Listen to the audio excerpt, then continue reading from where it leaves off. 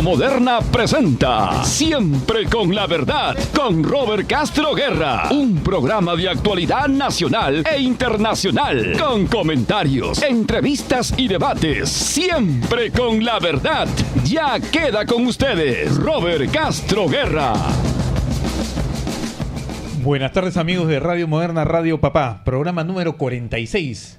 Y es un programa especial en la medida de que el día lunes que nos corresponde pues salir al aire fue Navidad, un día donde las familias, los cristianos, los católicos hemos pasado pues como todos los años un día festivo, un día donde esperábamos, por eso lo digo familia, porque esperábamos que todas las familias pues cada uno en su familia pueda pasar un día por lo menos alegre, contento, reflexivo y de unidad. Ojalá que haya sido así, porque lamentablemente no lo ha sido así para nosotros como sociedad, para nosotros como país. En la Nochebuena, prácticamente a horas de la Nochebuena, nos sorprenden con una ingrata información respecto de un indulto que estaba prácticamente anunciado, pero no se quería creer, porque era prácticamente una, no llamémosle aberración jurídica, sino una aberración política, más que jurídica, respecto del indulto al expresidente o ex dictador Alberto Fujimori, quien purgaba condena de 25 años por diversos delitos, entre los cuales estaban varios que son denominados de lesa humanidad. Bueno, decía esto que el día lunes nos correspondía a nosotros estar aquí en la radio, pero lamentablemente, bueno, o felizmente fue Navidad, y hoy queremos desarrollar esa edición del día lunes, y siendo esta la última del año. Ese día lunes había preparado yo, pues como todos los días lunes, una suerte editorial que quiero dar cuenta, ¿no? Donde llamaba a esta situación como una infeliz Navidad y feliz la corrupción. Infeliz Navidad no porque nosotros pasábamos como familia, repito, sino como sociedad, como comunidad, como país. Pasábamos una ingrata Navidad por un lamentable regalo pues que nos había dado quien supuestamente es el papá gobierno y presidido por el señor Kuczynski. Y decía así, ¿no? En este editorial que voy a dar lectura, dice: la policía siempre nos advierte que en Navidad y otras fiestas no bajemos la guardia, porque la delincuencia se aprovecha, sorprende y arrebata nuestros bienes. Y efectivamente, para no tener ingratas sorpresas, todos precavidamente nos juntábamos en familia para disfrutar la Navidad. Sin embargo, tenemos que denunciar que, pese a nuestras previsiones, un bien muy preciado nos fue arrebatado a todos los peruanos justo antes de la Nochebuena, justo antes de la fiesta de Navidad. Me refiero a la democracia. Lo peor de todo es que el sujeto activo de dicho arrebato ha sido quien tenía y tiene la obligación de cuidarla con más responsabilidad: el propio presidente de la República, Pedro Pablo Kuczynski, más conocido como PPK. Prácticamente entre gallos y medianoche, para que no nos demos cuenta, reaccionemos y reclamemos tal afrenta, un infame PPK emite la Resolución Suprema 281/2017 JUS y la publica el mismo día 24 sin vergüenza alguna. Mediante esta norma legal, haciendo uso y abuso de sus facultades constitucionales, PPK traiciona una vez más la confianza ciudadana que busca incansablemente un Perú con valores y sin corrupción. Mediante esta burda norma legal, como una suerte de apología a la impunidad, PPK resuelve conceder el indulto y derecho de gracia por razones humanitarias al interno del establecimiento penitenciario Barbadillo, Alberto Fujimori, respecto de las condenas y procesos penales que a la fecha se encuentran vigentes.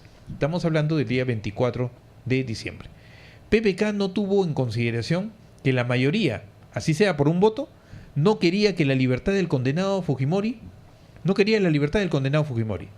por lo que no votó por su hija Keiko en las últimas elecciones presidenciales, siendo PPK favorecido por ello. PPK no tuvo en consideración su compromiso expreso con los deudos de las matanzas de Barrios Altos y La Cantuta. PPK no tuvo en consideración que a Fujimori se le sentenció por delitos de lesa humanidad.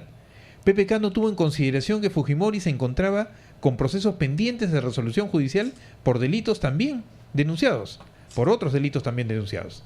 PPK no tuvo en consideración las observaciones de muchos especialistas al también burdo informe médico emitido por una cuestionada junta médica, tal como sucedió, por ejemplo, con el caso Crucillat. PPK mintió y engañó una y otra vez.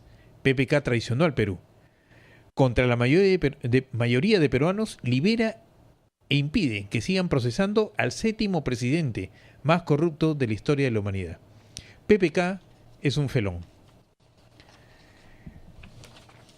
Debemos recordar que PPK es un sombrío personaje que tiene más de 50 años como funcionario público. Fue cuestionado muchas veces por lobista y mercader de la política, siendo la denuncia más recordada la del negocio de la IPC por los yacimientos de petróleo en Talara y la pérdida de la famosa página 11 en 1968 que motivó el cuartelazo de Velasco.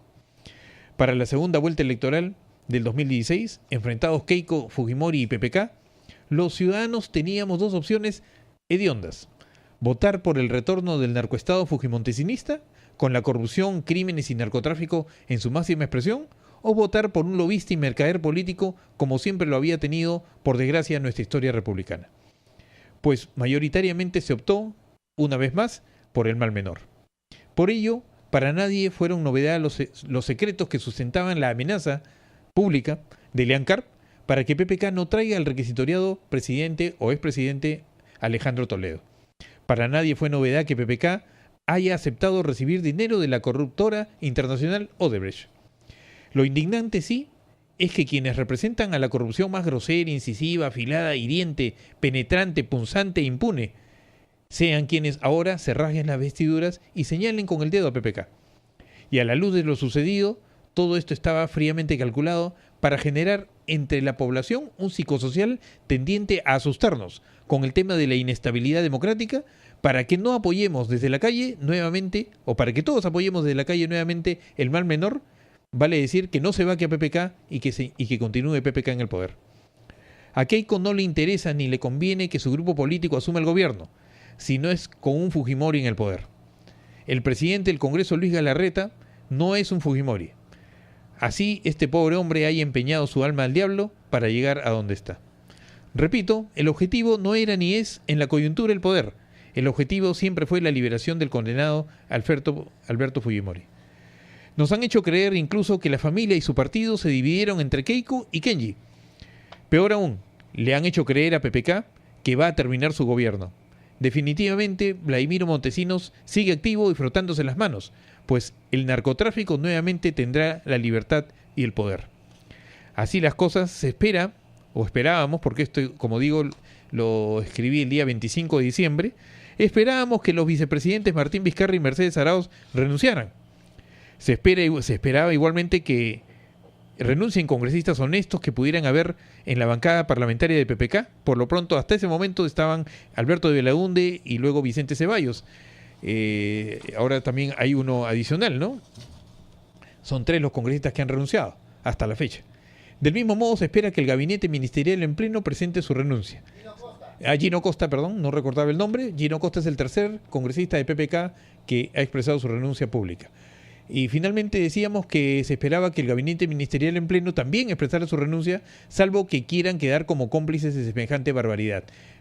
Veremos aquí quién es quién. Solamente ha renunciado, bueno, ya había renunciado previamente en pleno debate por la vacancia, había renunciado el ministro Basombrío del Interior, y después ha renunciado el ministro de Cultura del Solar. Aunque del Solar, no sé, debió renunciar inmediatamente, no sé qué tanto tenían que pensar, han renunciado recién ayer. En fin, pero han renunciado. Los demás se han quedado porque conforme a la conferencia de prensa de ayer por la primera ministra Mercedes Arauz, supuestamente ha sido ratificada, no sé cómo ha sido ratificada, porque lo que queremos más bien es que no hay nadie, ningún ciudadano honesto que quiera asumir la presidencia del Consejo de Ministros de este próximo gabinete anunciado por PPK. En fin, y todos han puesto su cargo a disposición, eso sí es verdad. Bueno, se han anunciado también algunas denuncias ante la Corte Interamericana de Derechos Humanos, seguramente van a seguir el proceso correspondiente, porque este indulto es ilegal, ¿no?, al estar Fujimori sentenciado por delitos de lesa humanidad y otros temas que ya conversaremos en esta edición. Lo que no se espera es que renuncie PPK. No creo que renuncie, así debe hacerlo. Mucho menos que genere el cierre del Congreso, porque debería en todo caso ponerse fuerte, retomar el tema del apoyo de la ciudadanía en general y buscar a lo mejor con un gabinete bastante político, buscar una segunda, que el Congreso nuevamente considere pues que el gabinete no le dé la confianza a un segundo gabinete y pueda generar aquí una disolución del Congreso. Pero en fin, no creo, PPK. Así como están las cosas, no lo veo con los pantalones para poder hacer eso. Entonces corresponde a la población decir que todos se vayan, que se vayan todos. Empecemos entonces aquí a buscar un nuevo pacto social. Acá lo que corresponde es no dar vuelta a la página, sino dar un paso adelante. Corresponde un nuevo pacto social, una nueva constitución que cambie el sistema político corrupto que nos gobierna. Las calles nos esperan, no tenemos otra alternativa. Lamentablemente, así están las cosas, y esta fue lo que expresaba yo ese día lunes, que no estuvimos al aire, pero llegado el día pues hoy, y tenemos que decir pues que hay mucho que decir de este personaje que aún está como presidente del Perú. No sé qué esperar, o no sé qué esperaba para renunciar, no lo ha hecho. Jamás habrá la reconciliación que dice buscar, después de echar tanta sal a una herida tan grande por décadas por el terrorismo criminal de Sendero y del MRTA, así como por el terrorismo de Estado que lideró la magia de Fujimori y Montesinos. Grave error de PPK, el peor de todos los que ha cometido en sus más de 50 años de vida pública, ¿no? Y ahora como primer mandatario de la nación. Y quiere continuar en el cargo. Y ningún ciudadano honorable quiere integrar el nuevo gabinete ministerial que anunció. Todos lo han rechazado. Va a tener que pasar por un gabinete de lujo, como él lo llamó, a un gabinete de pujo, en realidad. Mercedes Arauz se sacrifica y leyó nerviosa ayer un mamotreto no escrito por ella y que le dieron a última hora para que anuncie en conferencia de prensa que se quedaba como primera ministra, que PPK le había ratificado la confianza, entre comillas. Sostuvo en ella también, mintiendo nuevamente al país, que no hubo canje de vacancia por indulto, cuando todos sabemos que ello es así. Mercedes Arauz salió sola con su flamante ministro del Interior, Vicente Romero, un personaje que ejercía de campañero, no compañero, campañero de Fujimori el año 2000, repartiendo almanaques, y que todos sabemos quiénes estaban al costado de Fujimori. Todos tenían que tener el visto bueno de Vladimiro Montesinos. O sea que Vicente Romero en el Ministerio del Interior estaría nuevamente poniéndose en manos del fujimontesinismo. ¿Regresaría el SIN? Esa es una pregunta que tienen que responder. Mercedes Arauz salió sola con su ministro de Justicia, el apristón Enrique Mendoza, quien balbuceando explicaciones jurídicas y médicas trataba de defender el indulto. Para cerrar con broche de oro, al no convencer a nadie en su monólogo, Mercedes Arauz anunció la compra de la reconciliación con 33 millones de soles para las víctimas de la violencia terrorista. Nada más vulgar, nada más indigno. Creen que con plata, no entienden, quieren que con plata van a comprar aquí el dolor de las víctimas o de los familiares de las víctimas, y no entienden que lo que se reclama es justicia y rechazan la impunidad. En fin, todo esto por responsabilidad directa de PPK, por no recibir dinero de Odebrecht, no solo por eso, no por los lobbies, sino porque ha actuado de manera cobarde y de manera mentirosa. Alberto Fujimori y Montesinos, repito, ya están frotándose las manos nuevamente porque los negocios nuevamente continuarán. En fin, vamos a hacer una pausa. Esto ha sido más o menos el resumen de las editoriales que hemos escrito para esta última edición del año 2017. Vamos a hacer una pausa y vamos a tener aquí una entrevista, una conversación en general con el abogado, periodista y analista político Raúl Mendoza Canepa sobre justamente lo que está pasando en el país, la coyuntura y cuál es el futuro inmediato luego del indulto a Alberto Fujimori. Vamos a una pausa y retornamos. Continuamos aquí en Siempre con la Verdad, Radio Moderna, Radio Papá. Y tenemos ya en cabina al doctor Raúl Mendoza Canepa. Él es abogado, periodista, analista político reconocido. Y hemos invitado a Raúl, muchas gracias por tu presencia, con el fin de justamente tener una visión bastante objetiva de lo que nos espera a futuro luego de esta liberación. qué tanto de legal tiene, qué tanto de constitucional, qué tanto tendrá razón los que vayan a apelar pues los ante las Cortes Supranacionales respecto de esta decisión presidencial que es constitucional, sin embargo tiene algunas aristas que por ahí pueden ocasionar algún retroceso. No sé. Buenas tardes, Raúl. Muchas gracias. ¿Qué te parece? Bueno, lamentablemente terminamos el año en una situación bastante ingrata, pero así están las cosas. Así es, muchas gracias, Robert, por la invitación. Quisiera decir feliz Navidad, pero creo que el pueblo peruano está sufriendo un fenómeno pues que afecta a su futuro, ¿no? Como democracia y como país. Lamentablemente deberíamos estar pensando en el tema como crecimiento, modernización, reformas, pero creo que eso ya se ha perdido, ¿no? Lamentablemente por errores sucesivos del propio presidente de la República, ¿no? En primer lugar, él debió renunciar. Creo que era la salida más óptima y sensata. Yo no sé realmente el presidente a quién escucha, ¿no? Quiénes son sus asesores. Pero una sucesión constitucional pacífica, sosegada hasta el 2021 hubiera sido lo ideal. Con Vizcarra, obviamente, ¿no? O Mercedes Arauz, de ser el caso. Lamentablemente el presidente saltó al vacío. Él optó por ir a la vacancia, pero ir con sus dos vicepresidentes. Eso significa nada, o dejarle el paso al fujimorismo, a una transición gobernada por Galarreta, lo cual significa prácticamente una entrega del poder, o una manera de presionar, ¿no? O sea, dentro de la estrategia de PPK, estrategia equivocada, quizás una forma de quemar sus naves, ¿no? Ahora bien, acá hay varios conceptos que quiero aclarar. Yo vengo como un analista objetivo. Yo no soy fujimorista, ni soy antifujimorista, ni soy anti nada. Yo simplemente vengo a decir lo que pienso, ¿no? Yo me manejo en base a mis propios criterios de conciencia. Y creo, por ejemplo, que el tema del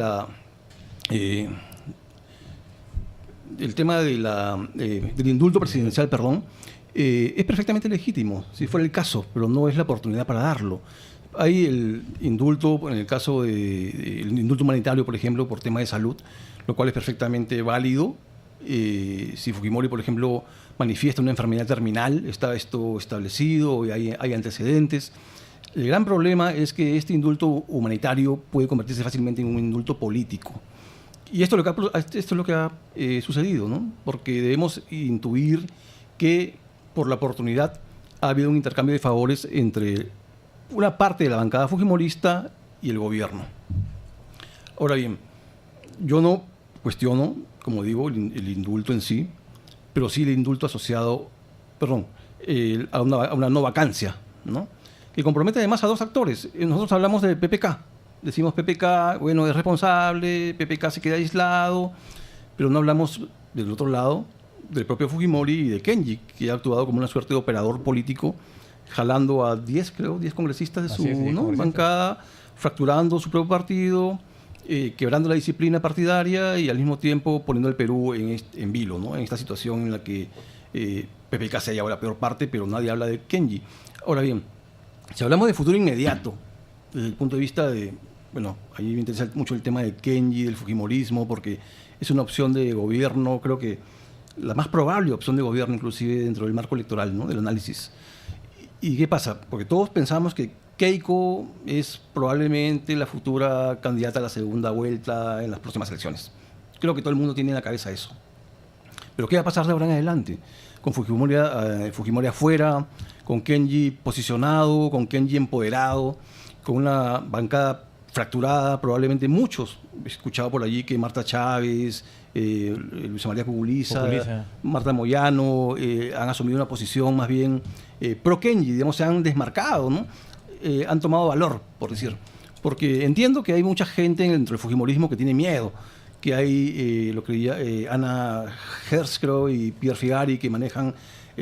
Ana de Vega, ¿verdad? Bajo bambalinas, entre bambalinas manejan el fujimorismo y hay mucha gente que le tiene miedo. Y esto se vio justamente en la reforma electoral de Patricia Donaire, ¿no? Donde mucha gente, incluso Miki Torres, pues le enmendó la plana a Patricia Donaire y dejó como insumo lo que en realidad debería ser un proyecto integral de reforma electoral, lamentablemente desperdiciado.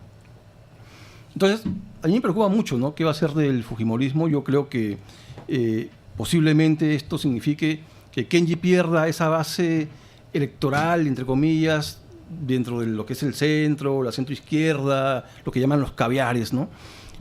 Que simpatizaban con él como una suerte de disidente liberal, ¿no? Que se oponía a su hermana. Entonces, lo veo él mucho más llevado al reto de jalar para sí lo que es el electorado fujimorista puro. Ha quedado con más ventaja. Ha quedado con más ventaja, pero al mismo tiempo ha perdido algo, ¿no? Ha perdido a ese electorado cautivo, centrista, que veía a Kenji como una suerte de liberal, a pesar de que tenía el padre, que es Alberto Fujimori, a pesar de que él embanderaba el tema del indulto presidencial. Eso la gente lo olvida. Hay mucha gente que sale a las calles solitas, están allí en la Plaza San Martín, que apoyaron a Kenji, que dijeron que bien Kenji que se ponga a la hermana. Sin embargo, se olvidan de que Kenji precisamente fue el que negociaba con PPK muchas veces para que pero lo ha dicho públicamente. Él entró a ser congresista y su objetivo político personal era la liberación de su padre. Exacto, y esa es una bandera principal de Kenji, además. Entonces, ¿de qué nos quejamos? ¿De qué se queja la gente en las calles ahora? Yo creo que mucho, obviamente... Sino que hay un dicho que dicen, ¿no? Los enemigos de mi enemigo son mis amigos. Son mis amigos, y han claro, tratado ¿no? de buscar dentro de este espacio fujimorista a Kenji como un amigo de las izquierdas, etcétera, ¿no? Claro, ¿no? Entonces, bueno, ahora se ve que se han equivocado, pero nadie dice nada. Todos pero dicen... son errores con errores. O sea, comenzando un poco lo que has mencionado, efectivamente acá hay un indulto que es constitucional, es una prerrogativa constitucional del presidente y tiene la potestad de hacerlo. Entonces, lo que se discute, hay varios términos que se discuten ahí, si los delitos por los cuales fue sentenciado Fujimori son o no de lesa humanidad, son calificados de lesa humanidad, pero existe esa figura dentro de nuestro, ¿cómo se llama? Nuestra bagaje en la normatividad legal peruana. Entonces, uno dicen que no, otros dicen que sí. Bueno, eso lo pueden discutir inclusive en la Corte Interamericana de Derechos Humanos. Pero nadie puede negar que el presidente tenía la potestad. Lo que también se discute, y lo que tú lo has mencionado, es la oportunidad. El señor PPK, Pedro Pablo Kuczynski, negó X veces, ¿no?, la posibilidad de un indulto. Él dijo, no, como siempre ha dicho, no. Es más, a última hora dijo, no, yo no he negociado absolutamente nada. Salió la primera ministra, que es vicepresidenta, segunda vicepresidenta, a decir que tampoco había negociación, y al final todo hace ver pues que lo hubo, ¿no? Ha habido un canje de vacancia por indulto. Entonces, lo que se está calificando acá es el tema político más que el tema legal, ¿no es cierto? Pese a que existe dentro de esta resolución suprema, ¿no?, la 281 que indulta a PPK, que dice conceder indulto y derecho de gracia por razones humanitarias, ¿no?, y que deja a las condenas y procesos penales que tenía Alberto Fujimori a la fecha canceladas prácticamente. Entonces, respecto de esta segunda parte de no solamente el indulto, sino la segunda parte, hablemos ya no de las sentencias que tiene, sino de los procesos actualmente vigentes.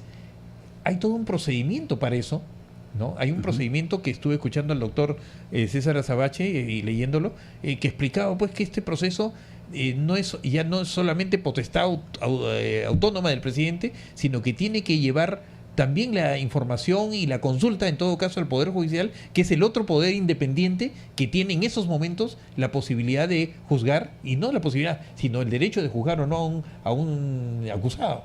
Entonces, acá, en el caso segundo, en la segunda parte de esta resolución, que es el derecho de gracia, sí estaría cuestionándose la legitimidad y la legalidad de su proceder. No sé. Claro, se estaría dejando de lado, por ejemplo, el caso Pativilca, ¿no? Se estaría dejando, ahí existe el derecho a la verdad, saber por lo menos qué es lo que pasó, ¿no? Sobre el derecho de gracia, bueno, creo que la cosa más clara, no hay un fundamento, ¿no? Más sobre el indulto humanitario, bueno, habría que ver exactamente qué dice la Junta Médica y evaluarlo, ¿no? Hay indicios de que Fujimori, por ejemplo, no demuestra signos de enfermedad. No, eso habría que verlo. Hubo el antecedente del caso Crucillat, me parece. Claro, ¿no? en el caso de Crucillat que estaba mencionando. Y, claro. Y si esto se convirtiera en una figura de indulto político, estaríamos frente a un escenario complicado, porque no procede el indulto político cuando ha habido secuestro agravado, ¿no? Y el secuestro agravado es uno de los delitos que se le imputa a Fujimori, ¿no? Entonces había un entrampamiento. PPK no podría, entonces quizás cabría pensar en la revocatoria, en revocar la medida del indulto, ¿no? Cosa que no veo posible políticamente. En realidad, en el Perú, como dice León de Witt, los hechos predominan a los textos, los hechos. El poder predomina, o la voluntad predomina al derecho. Entonces, yo soy muy escéptico sobre el derecho, ¿no? Yo no sé qué va a pasar desde el punto de vista jurídico. Al final, todos se pasan por encima de la ley. Ahorita nomás el juez Carguancho creo que está haciendo... Sí, pues, prácticamente ha salido una norma... No sé. Bueno, es una reforma que está pedida hace mucho tiempo, o sea, claro, eso no lo podemos negar. estaba pedida con el fin de que se reestructuren y que se trabajen bien los procesos democráticamente, porque los procesos, todo proceso judicial, penal en este caso, necesita una mayor democracia, ese es el término, mayor justicia, pero la oportunidad en que se da esta reforma ha sorprendido a todo el mundo. Hay una suma de coincidencias, de hechos, ¿no? Que, por ejemplo, lo dijo Mercedes Arauz en su conferencia de prensa, un poco rala, en realidad un poco floja, ¿no? Creo que en realidad cuando pierdes piso no tienes nada que decir. Yo creo que la llamaron a última hora y siéntate y habla, porque tenía que hablar, ¿no? Y ella se apoyó mucho en y leyó un documento justicia, que sé que tan mal lo leyó, que ella definitivamente ya no lo escribió. Sin convicción. ¿No? Y ni siquiera había tenido oportunidad de leerlo antes, porque se trababa y así. Entonces, sin convicción, por supuesto, ¿no? Entonces, ¿de qué estamos hablando? Y se supone que ha sido ratificada para que continúe en este gabinete de reconciliación. Entonces, ¿va a haber reconciliación después de todo lo pasado?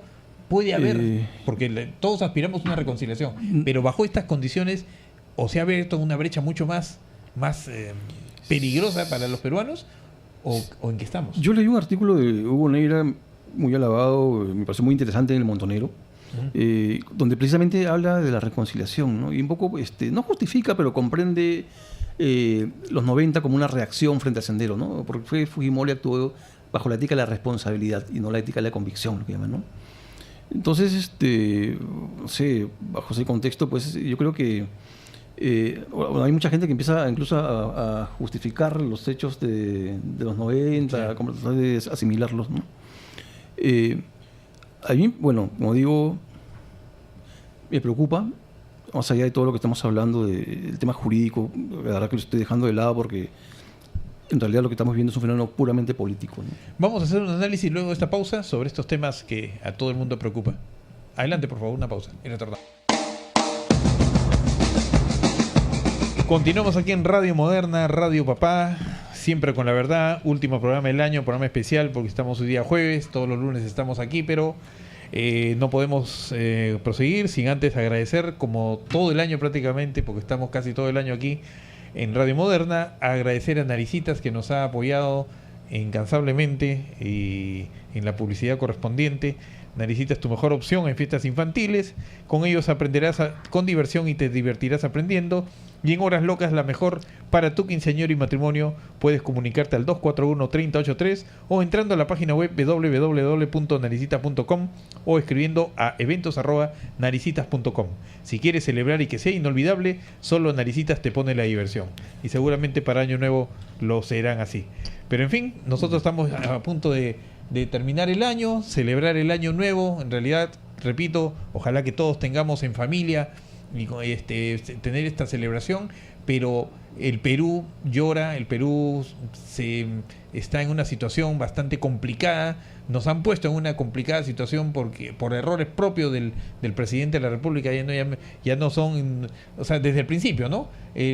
Sabíamos pues que Keiko Fujimori había ganado el Congreso con una bancada aplastante, así, bueno, las reglas del juego estaban así, ya, pero PPK no necesitaba pues Keiko en este caso no necesitó mayor esfuerzo porque tenía un PPK que se disparaba a los pies a cada rato.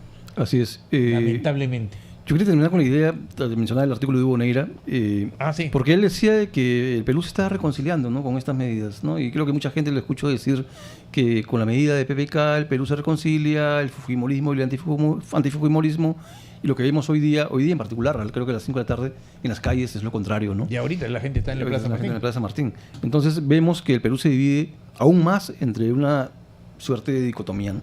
Fujimorismo, antifujimorismo, ¿no?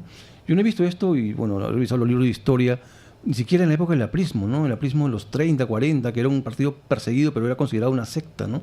Aquí vemos a dos, digamos, fragmentos de ciudadanía, dos partes, dos mitades, divididas, encontradas, incluso que se odian entre sí. Incluso lo vemos entre las propias familias, ¿no? Gente que asume una posición fujimorista y gente que asume una posición antifujimorista, ¿no? Sí. Y eso para mí es peligroso porque significa que el Perú así no va a avanzar, sino que va siempre a anclarse en ciertas dialécticas y diálogos que no nos permiten ver el panorama, ¿no?, de lo que es necesario en el Perú, en particular de la reforma tan manida y tan discutida desde hace años, pero que nadie la realiza, ¿no?, la reforma del Estado. Es que yo veo a la gente que quiere creer en algo. En realidad la gente quiere creer, sean fujimoristas o no fujimoristas, o sea, los no fujimoristas incluso quieren creer en Fujimori. Por ejemplo, salió el tema de Kenji que estaba mencionando, ya pues por ahí puede haber a lo mejor una alternativa, una salida, pero pese a que se sabía que él había entrado al Congreso para liberar a su papá como primera prioridad política de él, ¿no? Pero a las resultas del tema estamos viendo pues cómo él se recicla o está reciclando personajes que han sido prácticamente nefastos para la historia del Perú, ¿no? Tipo Marta Chávez, tipo la otra señora que mencionamos, Cuculiza, y no te sigo contando más, ¿no? O sea, son personas que le han hecho mucho daño al Perú, fueron tan Fujimori y debieron tener tal vez un proceso, no han pasado por los procesos correspondientes, ¿no? Han estado en la salita del CIN muchas veces como Luz Salgado. Entonces todos ellos se han pegado a Kenji Fujimori. Entonces la gente dice, bueno, yo quería a Kenji porque se enfrentaba a una Keiko que representaba el fujimorismo duro, ¿no? Perverso de su padre, pero este señor prácticamente con el apoyo que está recibiendo o tratando de buscar en estas personas está haciendo lo mismo o lo peor. Entonces no hay, o sea, la gente que quiere buscar una alternativa de unidad, una reconciliación verdadera, se encuentra con que los actores principales no apoyan, no colaboran en ese sentido. Claro, lo que yo veo, pues, Kenji acaba de pedir una suerte de degollamiento, ¿no? Colectivo de Ana Hertz, como digo, pues, de Peter Fibari, ¿no? Entonces, probablemente eso ocurra. Probablemente al final Kenji se podrá ir del partido, ¿no? Ahora, yo tengo te lo contaba en previas, ¿no? Que tengo yo mi propia hipótesis, ¿no? De que acá todo lo sigue manejando Vladimiro Montesinos y que todo este show que hacen de peleas, de pleitos internos entre Keiko y Kenji es todo pues justamente un show para llegar al mismo objetivo y decir, bueno, al final Kenji es el niño bonito y apoyan a Kenji. Bueno, si llegamos a esa convicción, en realidad habría mucha gente, incluso dentro de las clases medias, gente que no ha tomado posición, que se volvería claramente antifujimorista, ¿no? Gente incluso objetiva, ¿no? Nadie quiere que lo engañen. Yo por lo menos, que soy un analista objetivo, no me gusta que me engañen, ¿no? Yo deslindaría plenamente de ese tipo de fujimorismo. Pero estamos viendo, ¿no?, cómo nos engañan. Ya lo estamos viendo. El presidente. Pero una pantomima tan compleja, pues nos llevaría a un extremo de suspicacia que ya no confiaremos en nadie, ¿no? Entonces, ¿qué queda? Para mí el panorama es claro, por lo menos hasta ahora. Lo que tenemos es un fujimorismo, probablemente empoderado por Kenji, no lo sé aún, y un no fujimorismo, o un antifujimorismo, perdón. ¿Quién ocupa ese lugar? ¿Quién podría ganar ese espacio? Tenemos dos figuras por lo menos hasta ahora claras, ¿no? Que es Julio Guzmán y Alfredo Barnechea, creo, ¿no? Y bueno, Verónica Mendoza, que está un poco más al centro. Si fueran perspicaces realmente de lo que deben hacer tanto Guzmán o Barnechea, ellos embanderarían un sector, claro, no fujimorista, pero no necesariamente naco, ¿no? O sea, no necesariamente anti, sino un sector aglutinante, ¿no? Un sector que además capte a esta gente descontenta, no necesariamente de izquierda, sino de centro o centro-izquierda, y algunas personas de clases medias, liberales, en fin, para construir una posición de centro moderno, de centro radical, si quieres, pero que sea distinto del fujimorismo y distinto de la clase política tradicional, ¿no? De la clase política que nos ha gobernado hasta ahora, ¿no? Yo he visto a Verónica un poco descolocada en este proyecto ahora con todo lo que ha pasado dentro del Congreso. Recuerdo además, ya se vienen algunos testimonios. Julio Guzmán muy tibio, no lo veo, o sea, como que creo que debe tener algo que esconde o rabo de paja, ¿no? Que él como que no quiere enfrentarse a un Barnechea que sí, bueno, tiene un discurso, pero que su partido no lo ayuda, porque su partido también problemas internos que lo perjudican. Entonces necesitamos acá un liderazgo más que de un grupo que esperamos siempre haya pues partidos democráticos o grupos políticos que puedan forjarse. Estamos tratando de buscar un caudillo que nos dé la luz. Yo he escuchado, bueno, de Julio Guzmán hablando de eso, ¿no? Ya que me lo mencionas, de un tema que él no tenía antes, que es el republicanismo liberal, ¿no? Digamos, ha asumido una posición. Quizás empujado un poco porque antes quizás alguien le confrontaba cuál era su ideología, ¿no? Sí. Pero creo que va asumiendo poco a poco una forma. En cuanto a Barnechea, bueno, él siempre ha salido con el discurso energético, ¿no? Un poco centrado en lo que es la minería y las condiciones del trato, de los contratos, en fin, ¿no? No sé si eso quede finalmente desfasado. Bueno, ¿no? Él siempre trabajaba el tema del discurso del Estado bienestar, el Estado bienestar, así ¿no? Y bueno, dos posiciones más o menos parecidas, ¿no? No sé cuál de las dos finalmente termine de consolidarse. Pero no hay muchas opciones en realidad. Y las opciones de salida o de colapso he escuchado por ahí, y bueno, para la risa y para la anécdota, a Antauro Humala hablar de fusilamientos, ¿no? Sí, o sea, pues, bueno, no podemos llegar, pues, y otras personas, bueno, un poco más moderadas, y hablando de la insurgencia cuando no estamos en un tema de usurpación del poder, ¿no? Y otros que hablan, bueno, el caso de la Asamblea Constituyente, ¿no? Incluso esto lo escuché en el debate de la vacancia. A Damer hablaba de la nueva Asamblea Constituyente y de temas, bueno, que no vienen al caso en realidad, ¿no? Yo creo que lo que tenemos que hacer es salvar la democracia tal cual, en base a, bueno, yo sé que discrepamos en el tema, en base a la Constitución actual, quizás reformada en algunos puntos, especialmente en lo que es el tema del poder político, pero eso de romper con el sistema y de volver a experimentar ¿es un problema de normas? Refundación de la República, estamos en una utopía. Claro, es un problema de normas porque desde que recuerdo pues las normas, acá tenemos las mejores normas del Perú, ¿no? Recuerdo cuando leía la historia esta de Ricardo, de Ramón Castilla, ¿no? Que decía, bueno, iba a aprobar la Constitución moderada del año 856, creo, si no me equivoco. Decía, bueno, y tiró el mamotreto, dijo que, ¿qué es esto?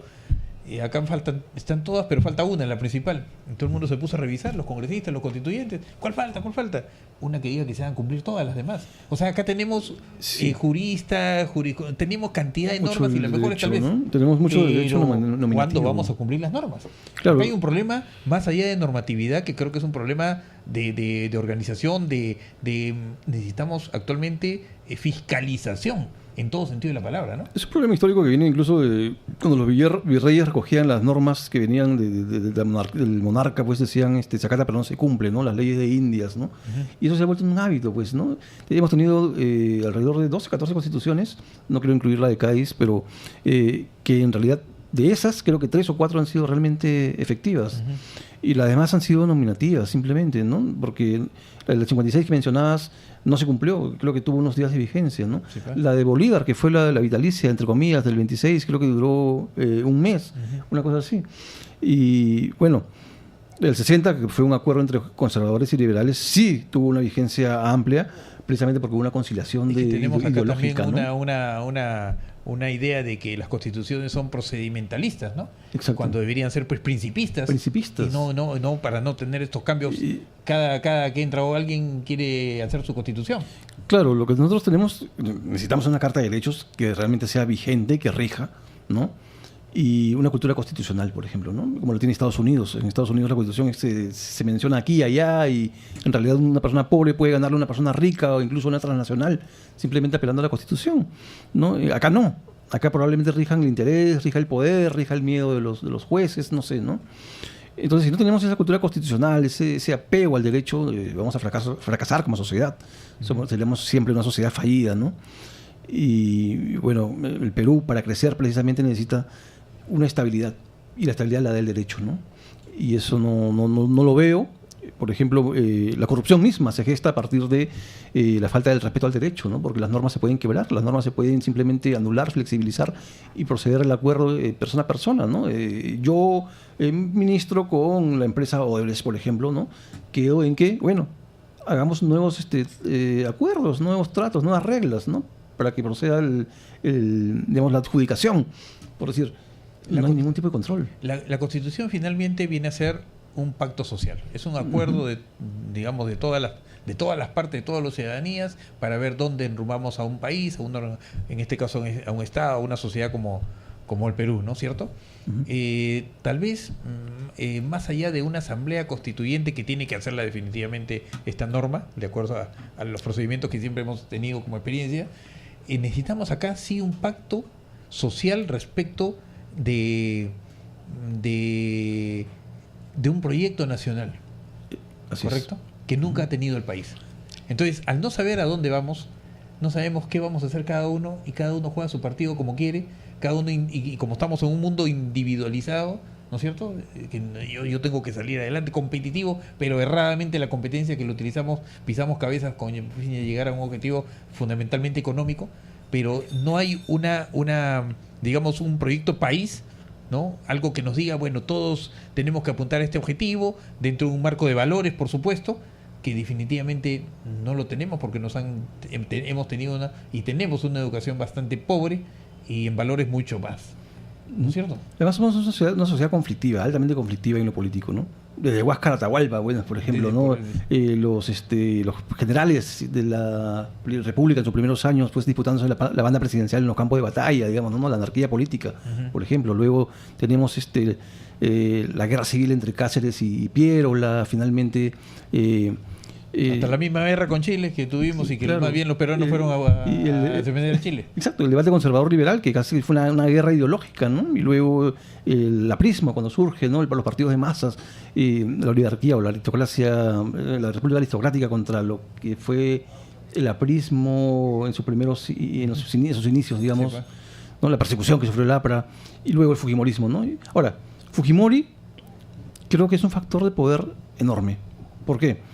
Porque es capaz de mover las placas tectónicas. Fujimori es un factor de división que creo que no se ha visto antes, porque él puede dividir a la sociedad peruana en dos, ¿no? Eso, en realidad, tú demuestras tu poder gobernando. Los alcances de tu poder se demuestran en el gobierno, pero también cómo tú mueves el gobierno, terreno, pero tengo poder. Cómo mueves el piso, ¿no? De una sociedad. Correcto. Vamos a la última pausa y retornamos aquí en Siempre con la Verdad, en esta entrevista especial sobre el futuro inmediato luego del indulto a Alberto Fujimori. Siempre con la Verdad, Radio Moderna, Radio Papá, en la última parte de esta edición del programa número 46. Estamos con el doctor Raúl Mendoza Canepa y estamos conversando pues sobre el futuro inmediato que nos depara acá los peruanos luego del indulto al expresidente o exdictador, bueno, llamémosle expresidente Alberto Fujimori. Hemos conversado respecto de todas las alternativas legales, posibles acciones que vayan a desarrollarse en el aspecto supranacional, pero suponiendo que no actúen correctamente como se espera los actores políticos, tanto en el Ejecutivo como el Legislativo, tenemos la calle, ¿no es cierto? Y la calle es un escenario que hoy día, por ejemplo, se ha calificado, hoy día tenemos una movilización, ¿no? Ya seguramente están movilizándose desde la Plaza San Martín, pero se ha levantado el tema también de que son terroristas los que están caminando, ¿no? Los chicos que están de las universidades, que han reaccionado, los mayores, digamos, ya no por decirle viejos, ¿no? Los mayores como nosotros, pues que hemos vivido la época crítica del fujimorismo, ¿no? ¿Qué espera? O sea, ¿tenemos que necesariamente en la calle solucionar esto? No necesariamente, pero bueno, ocurre. Recuerda que cuando cayó Fujimori, precisamente la calle fue la que se movió primero, ¿no? ¿Y quién se movió en la calle? Los jóvenes. Si tú revisas el libro de Luis Alberto Sánchez, Perú, Radiografía, Retrato de un país adolescente, verás, o sea, una serie de revoluciones que se dieron a partir de los movimientos juveniles, ¿no? Él menciona eso. Y la fuerza que tienen los jóvenes para movilizarse es enorme, y más aún en los tiempos de redes sociales. Entonces, yo recuerdo que Rafael Belaunde, el padre de Fernando Belaunde, interpelado alguna vez en el Congreso, dijo, bueno, él fue primer ministro de Bustamante, ¿no? Sí. Las ideas se combaten con las ideas y las masas se combaten con las masas, ¿no? Yo digo que esto hay que hacerlo, que hay que hacerlo, ¿no? Obviamente. Pero yo me pregunto, frente al antifujimorismo, ¿qué hay? Yo noto que el fujimorismo tiene un gran caudal de votos, tiene un tercio del electorado y llega hasta el 50% inclusive. Un tercio duro. Sí, un tercio duro, ¿no? Pero sin embargo no es capaz de movilizar gente. ¿Cómo moviliza gente el fujimorismo? Con ómnibuses, dinero, ¿no? Pero no hay manera de que, por ejemplo, tengan convocatoria. Una llamada de Keiko, de Kenya a la calle, no va a significar nada. Yo he visto por ahí en la Clínica Centenario pues a 10 gatos pues con sus carteles de Fujimori Libertad, ¿no? Y que son llevados y seguramente... Llevados y pagados. Pagados, ¿no? Entonces, ahí se hace esa suerte de fenómeno de que un partido político de masas, entre comillas, que no convoca gente a las calles, y jóvenes desorganizados que están en las redes y que sin embargo se mueven en las calles con un gran poder de movilización. También debo considerar que hay gente de izquierda que quiere aprovechar la oportunidad, que lamentablemente malogran el escenario, sí, o sea, que ellos lo que quieren es crear caos, desorden. Hay gente que está queriendo generar algunos daños que en realidad deslegitiman un poco la marcha, y espero que eso no se dé, porque debe ser una marcha pacífica de jóvenes que protestan democráticamente. Y entonces ese es el fenómeno que a mí me llama la atención, ¿no? ¿Por qué el fujimorismo no convoca, pese a ser una fuerza política importante, ¿no? ¿Cuánta gente podría convocar el aprismo también? O sea, son partidos, está bien, pero son interlocutores frente a la gente de la calle, frente a la masa. No, o sea, sin embargo los jóvenes como unidades, como personas, pueden fácilmente decir, vamos, nos reunimos a las 5 de la tarde en tal sitio, los puntos son estos, y allí vas a ver a miles de personas reunidas gritando y haciendo fuerza y poniendo contra las redes a un gobierno inclusive, ¿no? Quién sabe, incluso hasta forzando una renuncia, o sea, desestabilizando la democracia o el gobierno, perdón, no quiero ir tan lejos. Yo no sé, o sea, los partidos han perdido eso, nunca lo han tenido. Quizás el APRA lo tuvo cuando se fundó, en los primeros tiempos, pero la capacidad de movilización de los partidos en las calles creo que es nula, ¿no? Ahora, si es un fenómeno positivo que los jóvenes puedan protestar, yo creo que sí, ¿no? Siempre y cuando sea una protesta de buena fe, siempre y cuando sea una protesta que no busque liquidar un sistema o el colapso, ¿no? Pero que se vayan todos, hay que tener mucho cuidado con esa frase. Ojo, la capacidad del peruano de indignarse a veces es bastante, carambas, digamos, difícil de alguna manera, comparado pues con otros países. No solamente estamos hablando de España con los indignados, sino de acá mismo de América del Sur. Argentina, ¿no? Argentina, ¿no es cierto? Pero ¿qué le pasa al peruano? ¿Qué nos pasa? Porque esa capacidad de indignación no llega pues a someter o digamos a un gobierno que está caminando definitivamente de manera errada. Como sí sucede en otros países, ¿no? Sí, lo que pasa es que a veces, bueno, por ejemplo, puede llegar a someter si es que tú respondes de igual manera. Por ejemplo, lo que está haciendo PPK es contraproducente. Él está echándoles, está gaseándoles, está echando gases lacrimógenos, agua, en fin, no sé. Y esa no es una forma de responder a una marcha, porque los exacerbas, ¿no? Tú lo que tienes que hacer es simplemente dejarlos, que se expresen, ¿no? No sé si es decir que se agoten, o por lo menos frente a ellos hacer algunos cambios, ¿no? Uh-huh. Conversar, dialogar. Creo que esa es la manera más sana de manejar el conflicto, ¿no? No lo que se está haciendo ahora, cerrando plazas, confrontando con ellos, lo cual lo que hace es más bien alargar el proceso, ¿no? Yo no sé hasta cuándo vamos a tener marchas, ¿no? Pero algunos fenómenos políticos, algunos procesos se agotan solos, se cansan, se fatigan, ¿no? Desaparecen. ¿PPK termina su gobierno o no? Es una pregunta complicada. Yo diría que depende a quién escuche, ¿no? Uh-huh. Dicen que escucha a Zabala. Si escucha a Zabala, no sé si acabe. Escuchaba a San Román, pero San Román es de otro tiempo, tenía otro análisis, no sé si acabe. Bueno, ya no está, ¿no? Han cesado, renunciado, no sabemos, ¿no? Entonces, si escucha a sus comunicadores, también está perdido, creo yo, ¿no? Porque no es un tema de comunicación, sino de estrategia y análisis político, de manejo. Y él tiene gente, quizás, no sé, yo no quiero mencionar nombres, quizás los tenga, ¿no? Y pienso en algunos analistas, no los voy a mencionar tampoco, obviamente, ¿no? Gente que tiene mucho manejo, mucho olfato, mucho cálculo, ¿no? Lo que llaman prospectiva. Y eso PPK que no lo tiene, obviamente. Fujimori, ¿PPK convocará al fujimorismo a su gabinete, algún fujimorista? Yo creo que sí, pero sería una forma de más bien calentar la calle, ¿no? De quemar. O sea, yo no lo veo como algo factible. No le recomendaría hacer eso. Ahora, ¿a Keiko le conviene que esté un fujimorista ahí? ¿No estaría cogobernando? Tampoco, porque el gobierno siempre se agota por sí mismo, ¿no? Siempre hay un desgaste y ese desgaste a veces se proyecta hacia la fuerza que está colaborando, ¿no? El cogobierno, como dicen, estamos hablando ya, algunos hablan del PPK, aprismo, fujimorismo y no sé qué. Entonces, obviamente todo eso se quema junto, ¿no? Nunca se quema solo, ¿no? Lo cual favorece, como te digo, las opciones que están allí, al frente. Entonces, yo diría que PPK lo que tiene que hacer es formar un gobierno plural, con gente distinta, basada también en los sectores sociales. Bueno, va a ser un poco difícil, está muy aislado. Incluso creo que nadie quiere ser ministro, nadie quiere ser funcionario, ¿no? Sí. La salida más sana para el Perú, si quieres, es que PPK renuncie a la presidencia de la República, ¿no? Uh-huh. Y que sea Vizcarra, como corresponde el nuevo elemento aglutinador, de transición pacífica, yo creo que sin reformas, pero por lo menos pacífica hacia el 2021. Yo creo que el bicentenario lo merece, ¿no? Uh-huh. Cumplimos 200 años de República y no podemos llegar así, porque nunca lo vamos a olvidar. Cuando pasen 250 años, nunca lo vamos a olvidar. No. ¿Y quién recibió el Papa? Esa es una pregunta que yo me hice, ¿no?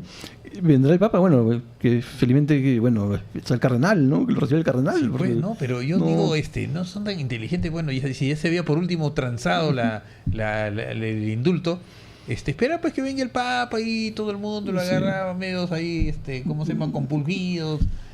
Pero no sé, bueno, se me ocurre, ¿no? Cosas que pudieran hacerse, pero este gobierno, pues este señor PPK ha tenido, pues, es que no tiene partido. ¿Qué cosa es PPK? ¿Qué cosa es los PPK? O sea, ¿qué cosa es Peruano por el Cambio? Como partido, como organización política, es nada. Es nada. Ese es el problema. Ese es el problema del Perú, ¿no? Y el problema del Perú también es que tener gobiernos sin mayoría, ¿no? Sin un mandato claro, ¿no? Si tú ves, todos los gobiernos que no han tenido mayoría han tenido problemas de gobernabilidad, ¿no? Entonces, hay un problema. Yo no digo cambiar esto y convertirlo en una suerte de elección municipal en que el ganador se lleva la mayoría, ¿no? Correcto. Podría ser contraproducente, pero debe haber una fórmula mixta, ¿no? Necesitamos un Senado, por ejemplo, creo yo. Necesitamos distritos uninominales o binominales. Yo creo que hay que hacer una reforma, ¿no? Hay que equilibrar el poder y hay que hacerlo viable, ¿no? Y que el presidente realmente pueda hacer sus reformas viables y ejecutarlas. En todo caso, que con la segunda vuelta se elijan pues al Congreso, ¿no? Claro, y además con este problema, si tú ves el gasto público, estaba viendo un cuadro ahí de ejecución de gasto por ministerio, creo que el que más ha gastado ahí era del 80%, una cosa así, y hay hasta del 30%, o sea, el Perú no se está gobernando. Bueno, estimado Raúl, nos quedan muchas cosas por conversar, ya se nos acaba el tiempo, se nos acaba el año.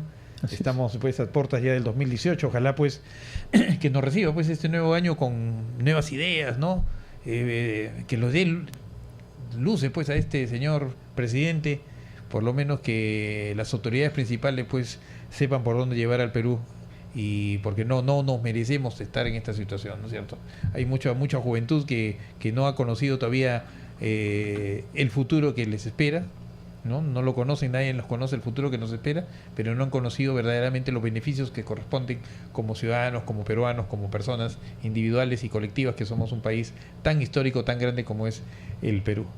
Bueno, Raúl, muy agradecido también a la teleaudiencia, y esperamos que el próximo 2018 estemos aquí nuevamente. También vamos a estar un jueves en la próxima semana, porque el primero es justamente el lunes.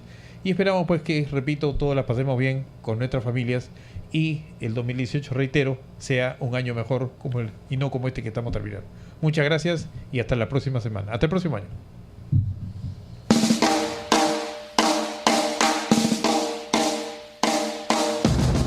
Radio Moderna presentó Siempre con la Verdad con Robert Castro Guerra, un programa de actualidad nacional e internacional con comentarios, entrevistas y debates. Siempre con la Verdad. Nos encontramos la próxima semana.